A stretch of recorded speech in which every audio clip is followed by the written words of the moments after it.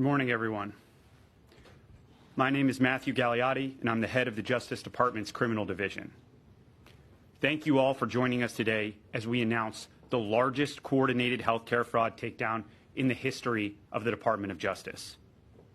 Today marks a decisive moment in our fight to protect American taxpayers from fraudsters and to defend the integrity of America's healthcare system.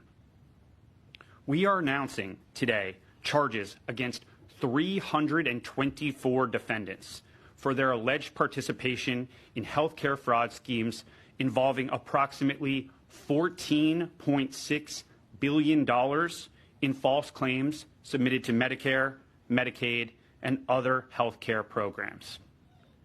In a takedown this large, I can't possibly describe all of the work that went into dismantling each scheme, but there are 4 key points that bear emphasizing. First, let me be clear about what these healthcare fraud schemes mean for every hardworking American family. These criminals didn't just steal someone else's money. They stole from you. Every fraudulent claim, every fake billing, every kickback scheme represents money taken directly from the pockets of American taxpayers who fund these essential programs through their hard work and sacrifice. And when criminals defraud these programs, they're not just committing theft. They're driving up our national deficit and threatening the long-term viability of healthcare for seniors, disabled Americans, and our most vulnerable citizens. This enforcement action involves the seizure of cash, as well as luxury vehicles and properties, returning real money to American taxpayers and to our government health care programs. Second, we are seeing a disturbing trend of transnational criminal organizations engaging in increasingly sophisticated and complex criminal schemes that defraud the American healthcare system.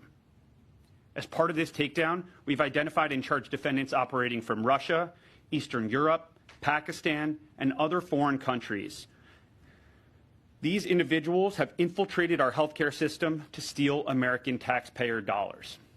As just one example, we dismantled a scheme involving a sophisticated operation run from Russia and Eastern Europe that strategically bought dozens of medical supply companies in the United States and submitted more than $10 billion in fraudulent healthcare claims to Medicare. To make matters worse, these perpetrators used the stolen identities of more than 1 million Americans spanning all 50 states to perpetrate this scheme and submit these false claims.